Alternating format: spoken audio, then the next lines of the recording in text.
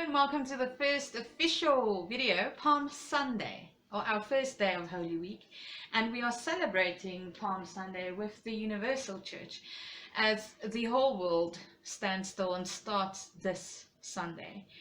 And if you read from John 12, verse 12 to 16, with your family, with your household, with your friends, where you are at listening to this video, you will know today we are celebrating and reading and reminding ourselves of Jesus' last entrance into Jerusalem.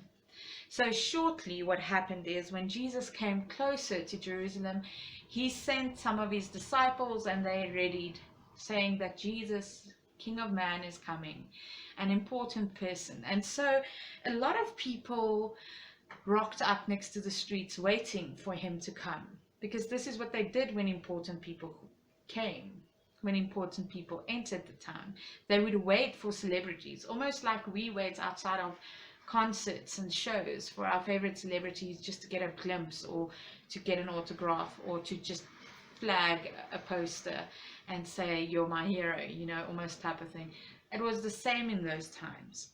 So Jesus has this entry, this grand entry, where people break down palm trees and take off their shirts and their tops to put on the ground, to almost make a tapestry, to invite this holy person, this important person, this being.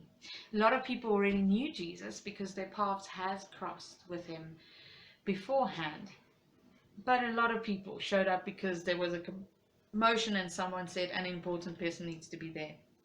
So they came for the show without knowing who Jesus really was. The thing we are focusing on when we read through the text of John 12, verse 12 to 16 today, the thing that we are discussing around our lunch table, our dinner table, is the following: the different perspectives of who Jesus is. What is our expectations of God? You see, because for the Pharisees, the Messiah, God becoming human, was that he would be a political, powerful, authoritative person within the church, playing a political game, right? For the Sadducees, or the Zealots, for the Zealots, it would be that God would be this, not a political might, but a war hero. This amazingly powerful being that comes with force and violence and bombs blazing and rescues them from their oppressors. So a lot of different expectations of who Jesus is: a healer, someone that will rescue them, a godly king. And sadly enough, also to know and remind ourselves is in future is that Jude was one of these zealots that had this perspective of who Jesus was. And that the Pharisees also knew that because Jesus wasn't a political peacemaking being as they expected their Messiah to be, a king, an earthly king, they truly didn't necessarily understand it well either, as they resorted to what they resorted to. But more important than them is that this story is still alive and well for you and me. So the invite is to invite you and me to talk about around our dinner tables, about our expectations of who God is, what we expect God to do. And perhaps think about whether we have correct expectations from God, or whether, like, we are in the same boat than the Pharisees and the Jews and the Jerusalem, not the Jews, the Israelites and all the cultures and people who were in Jerusalem at that moment, because everyone travels around there. Do we really know who God is? Or do we create a picture of God according to our expectations? So, to discuss for you and the family, what is your expectations? For an activity, we are going to, if you were at church, you have already done it. But if you weren't at church, this is how you fold across. And I'm just looking for a nice long palm leaf. There we go. You need a palm leaf. And you are going to split it in half, and if it's still too thick for you, you are going to go just follow the lines to make it a bit thinner so that it's the right shape for you. And what we are going to do with this one, and there's many ways to fold across, I know, but this one is the easiest one for me. I enjoy folding this one this way because I'm normal, so I'm not the most technical person. So here you are going to fold it with a short piece and a long piece. And don't cut your short end off just yet. You can trim them later to get a nice piece, but you're going to fold it nice and tight. And then you're going to pick how long you want to make the top part of your cross, and you're just going to fold it. And if your palm twig is still young, it'll fold easily without snapping. So it does depend on how fresh your leaf is, your palm leaf is. Okay, so from there we are folding it so that it looks like this, and then we are folding it over. We are picking how long we want the side of the cross, so it goes over like that, and then we are picking to fold it back again.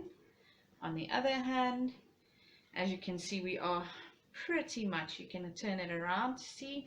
From here we are going to fold it again so that we can switch it around, making a small little X on the middle of our cross, and also tying our cross together so that our cross doesn't sit. And then you just fold it up to fold the bottom part of the cross as such. And we are going to continue folding it for as much as you think your stability needs. But when you are done, you'll see on both sides there will be a pocket by now, and you are going to fold it, pressing it down so that it stays firm, and then insert the point into that pocket to make a little firm knot. Ta-da!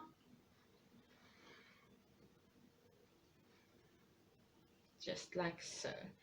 And if you are afraid that it might stick, it might not stick, you can just do it 1 or 2 more times. Just loop it through the grains so that it goes.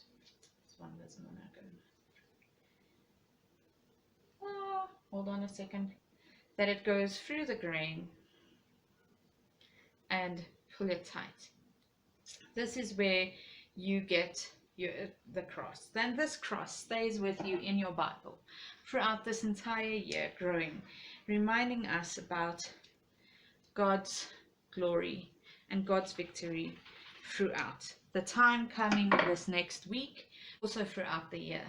And if you want to, you can tack the bottom part in as well, so it's a nice shorter cross, but nonetheless, I hope that when you fold your crosses, when you read through John, when we speak about our expectations of God, that you would truly experience different opinions around the table, and that when we speak about what we expect of God and what our expectations of Jesus, of Messiah is, that we can also open in our hearts and our minds, and that the Spirit will open our hearts and our minds, that when we look at the next texts and the following texts, reading throughout this week and reading through the Gospels, reminding ourselves of the details of the story of Good Friday and of Easter, that you will experience God coming to whisper who He really is, and how our expectations need to be transformed and need to grow in Him.